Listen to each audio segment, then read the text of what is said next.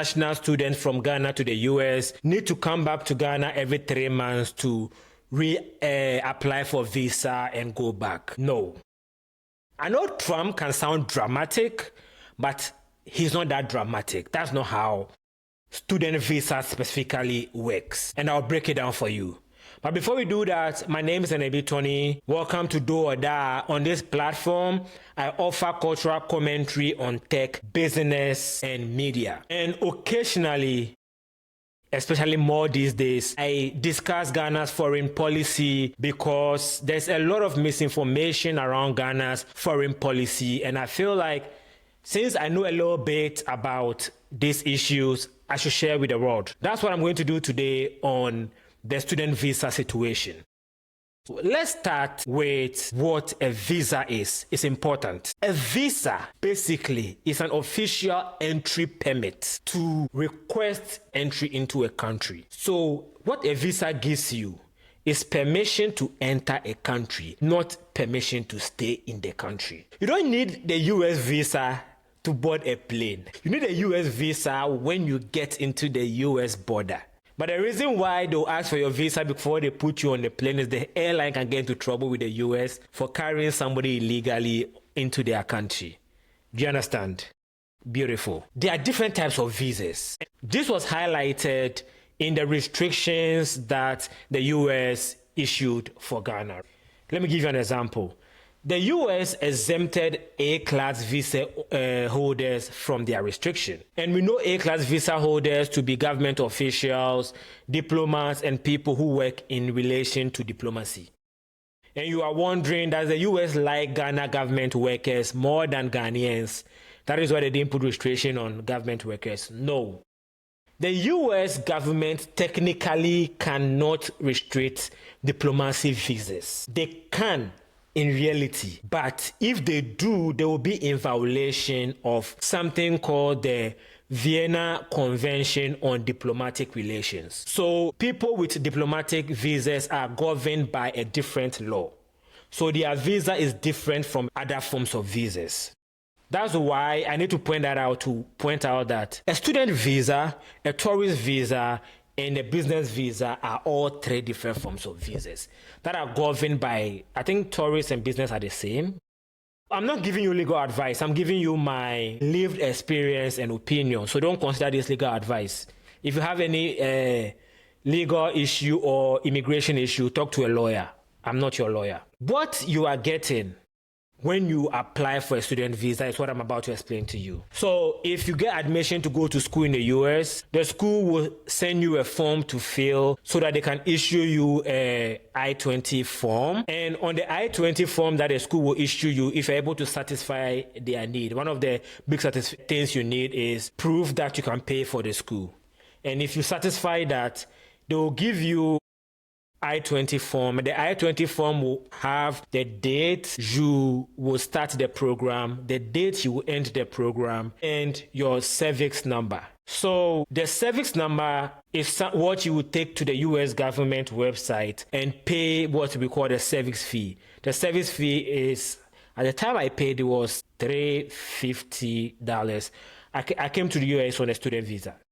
I also paid $350 service fee. And so you use the service to apply for a visa to tell the US government that, well, I'm technically allowed to go to school in the US.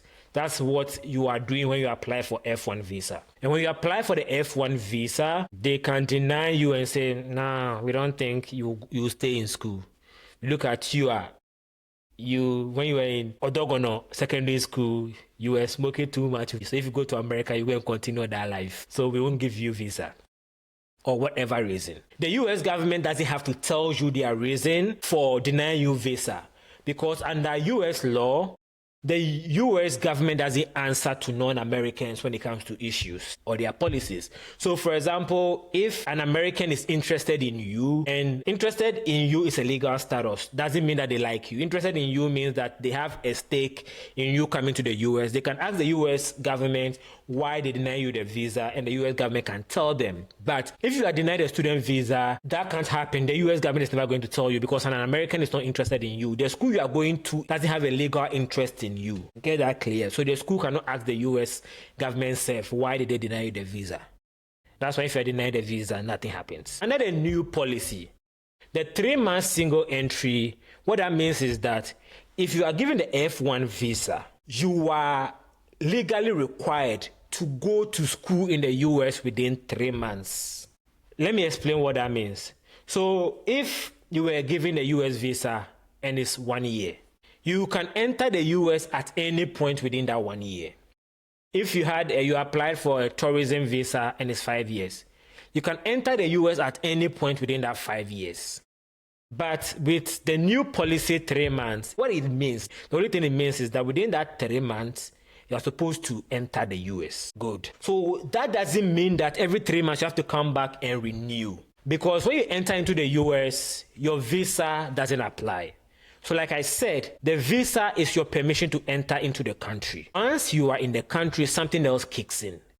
And that is your status, or like Ghanaians say, your status. Having a visa doesn't mean that you will be allowed into the country. In most cases, you will be allowed into the country. So for example, you had a visa, and whilst you were waiting to enter into the country, you went and broke some international law. Let me use a simple example that can happen. Let's say Al-Qaeda set up a bank account to collect money, and they disguised that bank account as a donation for a child in Iraq needing towel, and you donated money to Al-Qaeda unknowingly. Now you are affiliated with a terrorist organization, even though you have a visa. So the US can deny you entry into the US because now they think you're a terrorist because you donated money to Al-Qaeda. So the visa doesn't necessarily mean that you would be allowed entry into the country. But in most cases, since we are Ghanaians and most Ghanaians generally stay away from committing crimes, even when Ghanaians commit crimes, it's usually not crimes that are too crazy. When you are granted a visa, it's likely you will be allowed entry into the country. And when you are allowed entry into the country, the second thing you need to kick your status is what you're going to do, and that is having a I-94. So remember when I said your SEVIS $350 is what gives you permission to stay? You were thinking, what if I didn't get a visa and I used the border to illegally enter into the country? Then I can go to school and then I will be able to stay. No, you can't do that because you need an I-94 which tells the US government or the world that you are legally allowed into the US. So I-20 and SEVIS, that means you have permission to go to school in the US. Visa, that means you have permission to enter into the US. I-94 means you've been granted permission to enter into the US. And these documents are very important because sometimes people may be legitimately running away from the law. But a lot of time with student visas, what my experience is a lot of time it has to do with them not filling some form correctly. So you have to be very mindful to make sure that you know all the forms you are filling. So boom, when you are granted I-94 and you are granted permission to enter into the US, the next thing is most schools in the US, if you're an international student, they would have something they call immigration basic within 24 hours. And then within that 24 hours, you would be told all the things I'm telling you now. So usually you know these things if you're living in Ghana. That is why a lot of people are living in fear and panic. I didn't know these things when I was in Ghana. I came to find out when I moved to the US. That's why I'm being your generous brother and sharing it with you. Also, I like my immigration basic because at my immigration basic, I made a friend from Jamaica. She was very helpful to me. In most schools, you also go to the hospital to confirm that you are vaccinated, measles vaccinations, other vaccinations. And then after that, you'll be enrolled in your school. Now, that is the most important thing. Being enrolled in your school is one of the most important things you need to do to maintain your F-1 status. The visa is only what you need to get into the US. Once in the US, as long as you are in school and you stay in school is important. So that thing your mother told you when you were going to secondary school, you see? As long as you stay in school, your F-1 status is legitimate. Every school has an immigration officer. So the immigration officer will update it if something happens. Let's say the program you were doing, you're supposed to finish it in a year, but the school waived some of the courses. So you are finishing it in 6 months. They will update it. So now instead of 1 year, your F-1 status is 6 months. If, say, you applied for a master's, and whilst you were in the school, they realized that you can be good as a PhD, which is something that happens a lot. When you're a Ghanaian, usually in Ghana, after your first degree, you get your master's and then you do your PhD. But in the US, after your first degree, you can do a PhD without getting a master's. So a lot of Ghanaians come here and they realize that, oh, I can do a PhD without doing a master's.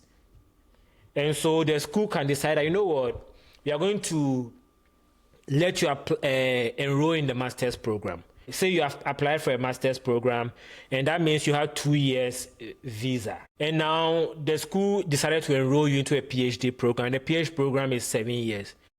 That means that your I-20 will be updated to 7 years. So let's say the end date of your program is December 2027. With an extension, maybe 5 more years, the end program will be December 2033. So now, your visa will end in 2027, but your F-1 status will continue until 2033. So your visa can expire, but it doesn't mean that you are in violation as long as you remain in status. Status and visa, the whole point of this video is to point out that status and visa are two different things. You only need visa to enter into the country, and once you're in the country, your status is the most important thing. Maintaining status as an F-1 visa holder is dependent on your continuous enrollment in the school. If, say, for some reason you decide to transfer schools from the school you are to a different school, now your SEVIS is going to change to reflect that school. Doesn't mean that you have to go back to Ghana to get a new visa. No. That means that your status will change. In the US, the status is governed by the Department of Homeland Security, and your visa is governed by the State Department. So the State Department is like the Foreign Affairs Ministry in Ghana. Now, when you're in the US, your stay in the US is governed by the Ministry of Interior. That is the Homeland Security. So don't panic if you've been given a 3-month visa to the US. What that means is that go to the US within the 3 months, and once you're in the US, maintain status, and you are good. That's all I wanted to use this video to highlight. It doesn't mean that you have to go back to Ghana every 3 months. My name is Nenebi Tony. Like I said, subscribe to my channel. I offer more high-minded, more intellectual takes on stuff. Enjoy your stay in the US if you are coming. And if you are not, I hope God grants you permission to someday.